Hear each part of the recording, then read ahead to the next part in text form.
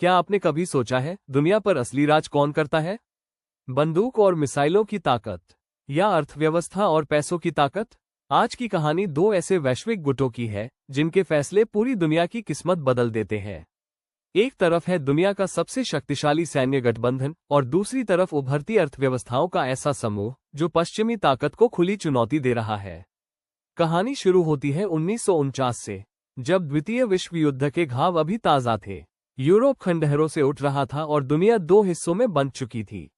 America और उसके सहयोगी देशों को सोवियत संघ के बढ़ते प्रभाव से खतरा महसूस हो रहा था। इसी डर और सुरक्षा की रणनीति से जन्म हुआ नॉर्थ अटलांटिक ट्रीटी ऑर्गेनाइजेशन यानी नेटो का। उसका सिद्धांत साफ था, अगर एक सदस्य पर हमला होगा तो सभी देश मिलकर जवाब देंगे। इसे कहते हैं सामूहिक रक्षा।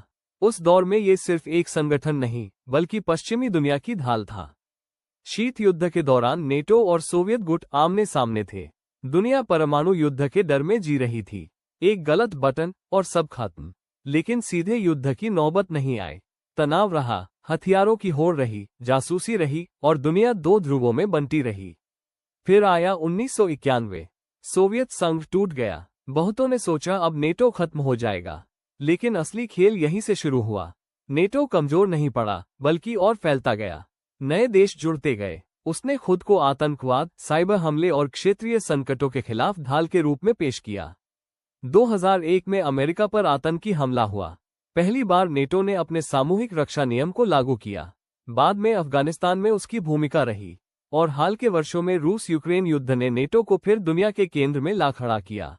लेकिन कहानी का दूसरा अध्याय अब शुरू होता है और यह सैन्य ताकत का नहीं, आर्थिक शक्ति का अध्याय है।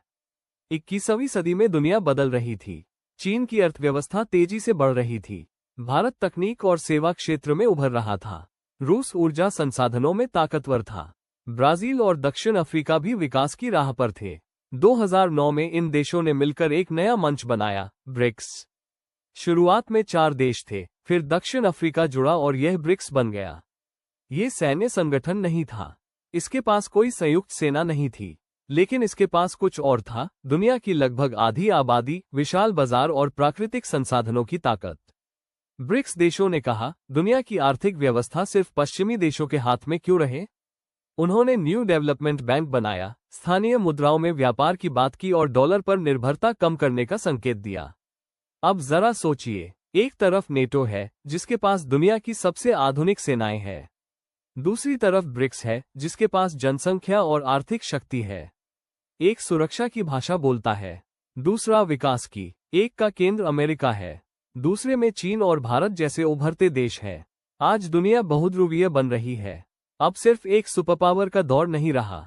नए गठबंधन बन रहे हैं, नई रणनीतियां बन रही है। कई देश ब्रिक्स में शामिल होने की इच्छा जता रहे हैं। वहीं नेटो भी अपने दायरे को मजबूत कर रहा है। सवाल ये है, क्या भविष्य में आर्थिक ताकत सैन्य ताकत से ज्यादा प्रभावशाली होगी?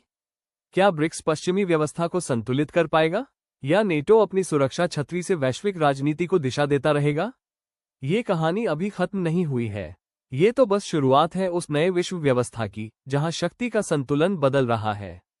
दुनिया की इस शतरंज में हर चाल मायने रखती है और आने वाले वर्षों में ब्रिक्स और नेटो की चालें तय करेगी कि भविष्य किस दिशा में जाएगा।